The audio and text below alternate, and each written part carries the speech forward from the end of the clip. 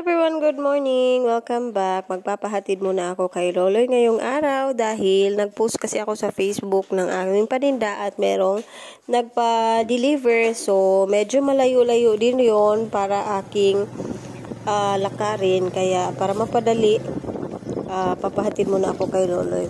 Doon kasi yun banda kila Auntie Abet. Kaya while tulog pa yung mga bata, nagpahatid ako kay Loloy at ayan, nag-drop by na rin kami dito kila Auntie Abet kasi hindi ko nga pala alam yung bahay nung nagpa-deliver at nagtanong muna ako sa kanila.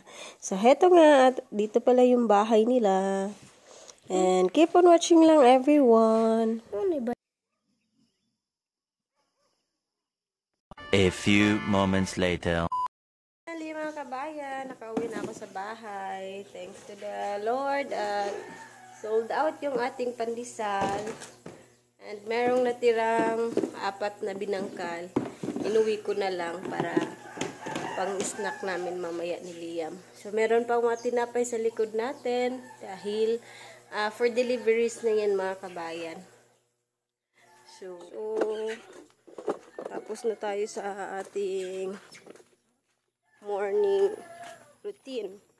Si Luloy, morning routine ni Luloy sa bahay yung magluto mga kabayan. Siya yung nagluluto ng ulam tsaka nagsasaing. Baliktad ano. Siya yung nakatoka dyan kasi pagkatapos kong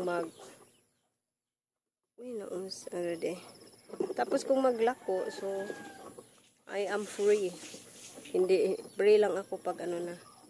Tulog pa si Liam. Tulog pa yung bata. Dito muna tayo sa aking ginagawang garden. Lagyan ko nga pala ng net yung aking ginawang munting garden dito sa ilalim ng tangke mga kabayan para hindi naman masayang yung aking effort at pumunta na naman dito yung mga chicken na maliliit tsaka kalkalina naman itong aking mga tinanim. Medyo seedling pa ito at wala pa siyang hindi pa siya fully grown talaga. So pag naano to ng konting mga chicken, wala, sayang yung effort natin. Kaya meron namang net si Loloy na hindi nagamit. Dito ko na lang siya gagamitin para hindi rin naman masayang itong net. Ilang taon na itong nakatago sa kaban.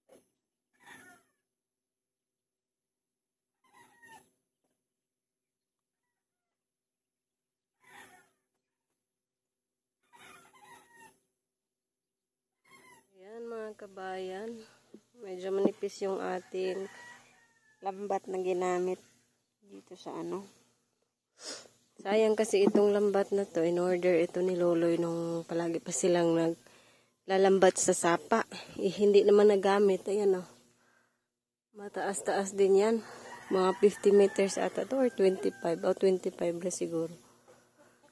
Hindi niya ginamit kasi wala ding walang yung mga tingga, pampabigat ba. Sige na dito yan. Ito yung mga nilipat ko na kasi yung pipino.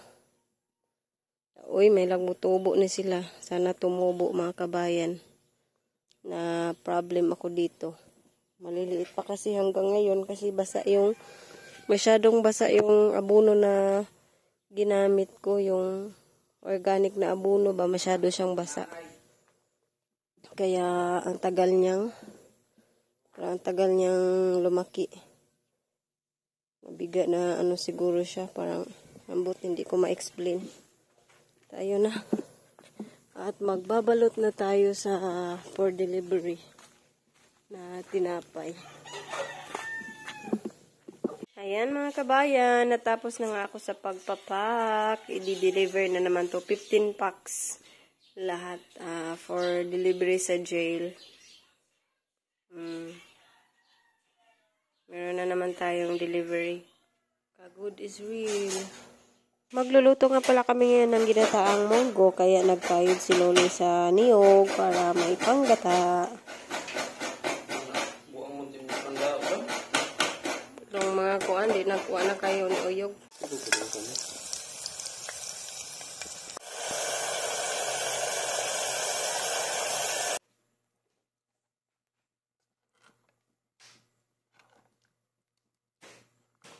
Ano yung ginataang munggo? So, nauna na. Kain tayo, everyone. Guys, kain tayo guys. Ayaw na kay mayabo na. Tutut it. Kain tayo. Let's pray. Much later. So ayan guys, may pasok pala kami ngayon sa cookery TESDA. So yung gagawin namin ngayon ay ang pag-slice, iba't ibang klaseng slice ng yung mga sangkap, iba't ibang klase na slice. So ayan, nag-start na kami, kanya-kanya ng hiwa para kung anong forma.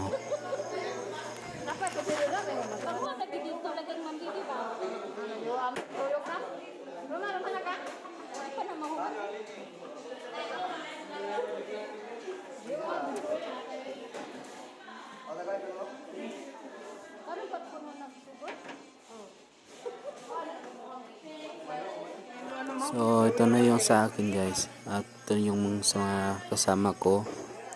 May mga pangalan yung mga klase-klaseng slice niyan. At yan, yung finish na pag-slice namin. Para hindi naman masayang yung mga in-slice nila ng papaya, ay nilagyan nila ng sardinas pang ulam. Thank you for watching.